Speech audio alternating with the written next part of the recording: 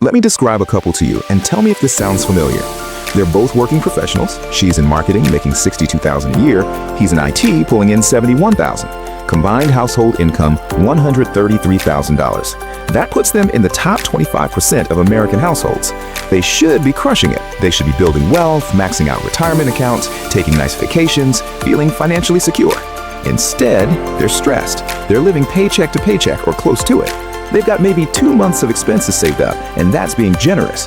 When their car needed an unexpected repair last month, they had to put it on a credit card. They both work full-time, sometimes more than full-time.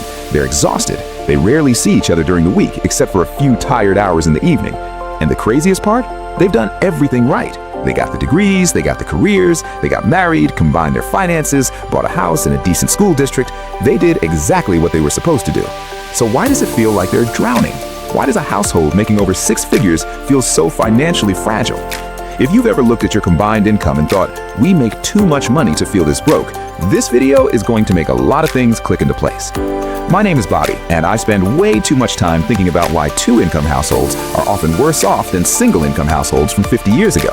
If you're someone who's working alongside a partner, both of you grinding, and you can't figure out why it still doesn't feel like enough, make sure to hit that subscribe button and give this video a thumbs up if this helps you out.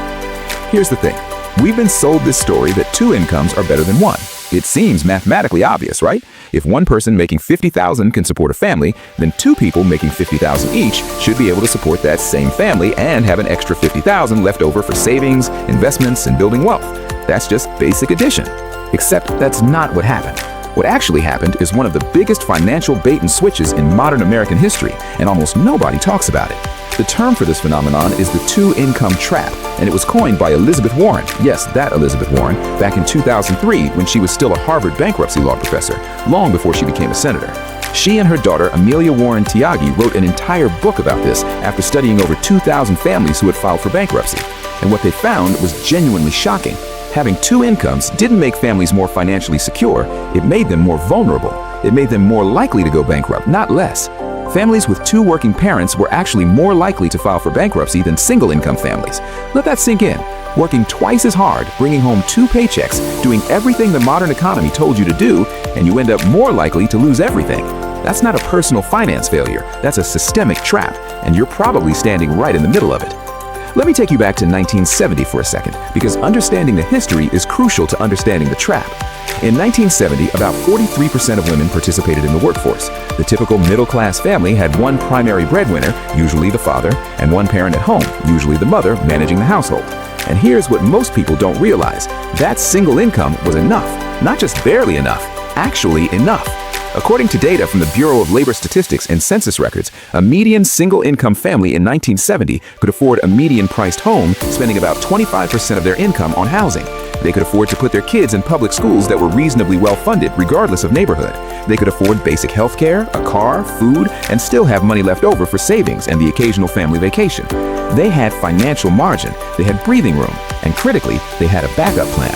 If something went wrong, if the primary earner got sick or lost their job, the stay-at-home parent could enter the workforce. That second potential income was an insurance policy, an emergency reserve that could be activated if needed. Now, fast forward to today. Female workforce participation is around 57%, and much higher among married mothers specifically. The 2-income household has become the norm, not the exception. In over 60% of married couples with children, both parents work. We've essentially activated the emergency backup plan as the default operating mode. And here's where it gets really interesting. According to the Bureau of Labor Statistics, the median household income in 2023 was about $74,000. Adjusted for inflation, that's significantly higher than the median household income in 1970. We're making more money than our parents and grandparents did. But look at what happened to costs. Median home prices in 1970, adjusted for inflation, were around $200,000 in today's money. The median home price in 2023? Over $400,000. Housing costs have literally doubled relative to inflation. Healthcare spending per household has increased by over 600% since 1970. Childcare, which barely existed as a major expense in the single-income era because someone was home, now costs the average American family over $11,000 per year per child. And that's the average. In high cost of living areas, you're looking at $20,000 to $30,000 per child annually. Education costs for college have increased over 1,200% since 1980. The fixed costs of being a middle-class family have exploded, while wages have merely crept up. and all that extra income from the second worker got absorbed, every single dollar of it. The two-income family doesn't have double the financial security of the single-income family from 1970. They have less because their fixed costs expanded to consume both incomes, and they burned their backup plan just to keep up with baseline expenses. Now, you might be thinking, Bobby, this doesn't apply to me. We're smart with our money. We didn't let lifestyle inflation eat our second income. And look, maybe you're the exception, but let me walk you through the math of what actually happens to that second income, and I want you to be honest with yourself about whether this applies to your situation. Let's say one partner makes $70,000 and the other makes $50,000. That's $120,000 combined, which feels like a lot. Let's focus on what happens to that $50,000 second income. First, there's taxes. Because of the way progressive tax brackets work, that second income gets taxed at a higher marginal rate than if it were the only income. The first $70,000 gets taxed at lower brackets, but that additional $50,000 comes in at the top of the stack. Depending on your state, the effective tax rate on the second income could be 30 to 35% or higher when you factor in federal income tax, state income tax, and payroll taxes. So that $50,000 immediately becomes something like $32,000 to $35,000 in actual take-home. But wait, there's more. If you have kids, you need childcare. The average cost of daycare in America is about $15,000 per year per child. Got 2 kids? That's $30,000. You haven't even left the house yet, and your $50,000 income is now worth maybe $5,000. And we're not done. 2 working parents means 2 commutes. The average American commute costs about $5,000 per year in gas, maintenance, and vehicle depreciation. That's if you're driving. If you're paying for parking downtown, add another $2,000 to $3,000. If you need a second car that you wouldn't otherwise need, add the car payment, insurance, and registration. Call it $8,000 total for the second person's commuting costs. Your $50,000 is now negative. But let's keep going because it gets worse. 2 exhausted working parents means less time and energy for cooking, cleaning, home maintenance, and all the tasks that a stay-at-home parent might otherwise handle. Studies show that dual-income families spend significantly more on convenience services and prepared foods. They're more likely to hire house cleaners, order delivery, pay for lawn services, buy pre-made meals, and eat out more frequently because nobody has the energy to cook after a 10-hour day, including commute.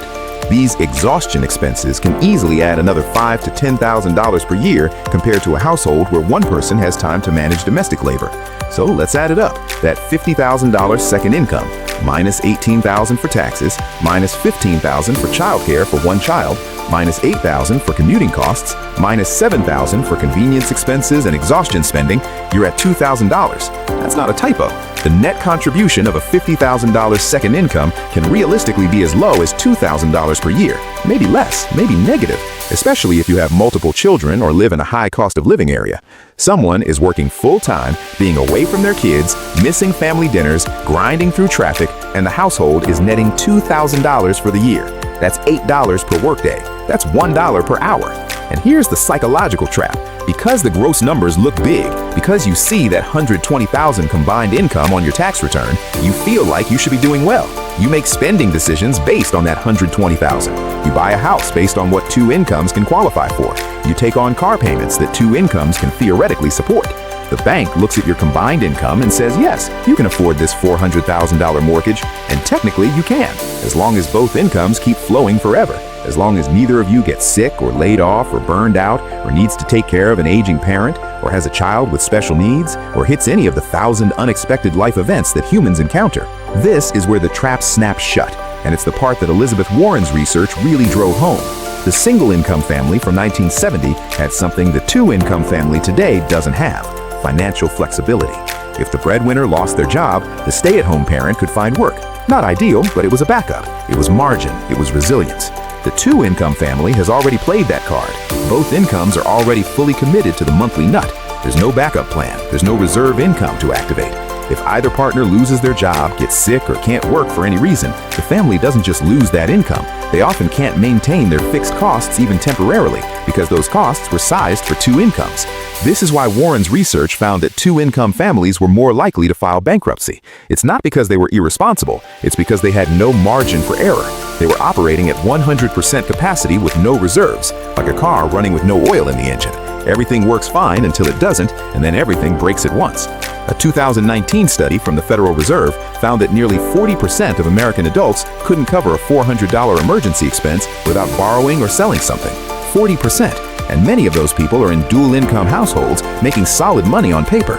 They're not broke because they don't earn enough. They're broke because their expenses expanded to consume every dollar of their combined earnings, and they're one unexpected transmission repair away from financial crisis. And here's what really gets me. The expenses that consumed the second income weren't luxury expenses. They weren't boats and vacations and frivolous spending, at least not primarily. They were housing and childcare and healthcare and education. They were the fixed costs of participating in the middle class. Look at housing specifically, because this is where the bidding war effect becomes clear. In the single-income era, families competed for housing based on one income. When two-income families became the norm, families suddenly had twice the purchasing power for the same houses. What do you think happened to prices? They got bid up, way up. If everyone has two incomes, then two incomes become the baseline requirement. And suddenly, you need two incomes just to afford what one income used to buy. It's like an arms race where everyone escalated and nobody won. The same thing happened with education. School districts are largely funded by property taxes, which means good schools exist in expensive neighborhoods. Parents naturally want to live in areas with good schools, so families started bidding up property prices in good school districts using their two incomes to outbid others. This created what Warren calls the bidding war for educational opportunity. The price of admission to good public schools became a $400,000 mortgage instead of a $200,000 mortgage. You're not paying tuition, but you're paying the tuition equivalent in your housing costs. And once you're locked into that mortgage, you're locked into needing both incomes forever. You can't go down. You can't go back to one income. The trap has closed. Now, you might be thinking, okay, Bobby, but what am I supposed to do? I can't just have my partner quit their job. We need both incomes to survive. And I hear you. That's exactly the trap. You need both incomes to survive the lifestyle you've built around both incomes. But here's the mindset shift that changes everything. You need to start treating the second income like it's temporary, even if it isn't. Here's what I mean. Most families do the opposite. They treat both incomes as permanent and guaranteed, and they build their fixed costs accordingly. They buy the house that two incomes can afford, they lease the cars that two incomes can support, they enroll the kids in activities and schools that two incomes can pay for, and then they're stuck. They've built a life that requires two incomes to function, which means neither partner can ever stop working, even if they want to, even if life circumstances make it necessary. The alternative approach is what I call the one-income foundation. You structure your fixed costs, your non-negotiable monthly expenses, so they can be covered by one income alone. The second income then becomes entirely discretionary. Savings, investments, debt payoff, or yes, some lifestyle enhancement. But the critical difference is that you could survive without it. You'd have to cut back, sure. Life wouldn't be as comfortable, but you wouldn't lose the house. You wouldn't go bankrupt. You'd have the margin that modern dual-income families have lost. Let me make this concrete. Say your household makes $130,000 combined, $75,000 and $55,000. Instead of taking on a mortgage that requires $100,000 or more in annual income to service, you take on a mortgage that can be comfortably covered by $60,000. Instead of having two car payments, you have one or none. You live in a neighborhood that's maybe slightly less prestigious, with schools that are good but not elite. You buy the house that one income can afford, and you bank the difference. That second income, or at least the majority of it, goes straight into building wealth. Emergency fund first, then retirement accounts, then taxable investments. Every dollar you invest is buying back optionality. It's buying the flexibility to have one partner step back if needed, to take a career risk, to handle a health crisis, to be present for aging parents, to actually have a choice. This requires sacrifice in the short term. It means driving past the nice houses you could technically qualify for. It means explaining to friends why you're not upgrading your lifestyle, even though you got a raise. It means resisting the social pressure to spend like a dual-income family because you're building like a single-income family. But here's the payoff. Within 5 to 10 years of this approach, something magical happens. The investments you made with that second income start generating their own income. Compounding takes over. And suddenly, you actually have what you thought dual incomes would give you in the first place: genuine financial security. You're no longer two job losses away from crisis. You're building wealth instead of treading water. You can make decisions based on what's best for your family rather than what's necessary to make the mortgage payment. I want to leave you with one final thought because I think it reframes this whole conversation. The two-income trap isn't really about income. It's about flexibility. It's about margin. It's about having options. Our grandparents with one income had something that we've traded away: the ability to absorb a shock, to change direction, to have one partner focus on raising kids or caring for family without the whole financial structure collapsing. We traded that flexibility for bigger houses and nicer cars and the appearance of prosperity. But appearances aren't wealth. Cash flow isn't security. And two incomes aren't better than one if both of them are already spent before they arrive. The families who thrive financially in the modern economy aren't the ones who earn the most. They're the ones who've preserved their flexibility, who've refused to let their expenses expand to consume their income, who've kept their backup plan in reserve, instead of deploying it just to keep up with the Joneses. You can earn your way out of a lot of problems, but you can't earn your way out of a trap you don't even know you're in. Now you know. The question is what you're going to do about it. If this video helped you see your finances differently, make sure to smash that like button and subscribe for more content that challenges how you think about money. I'll see you in the next one.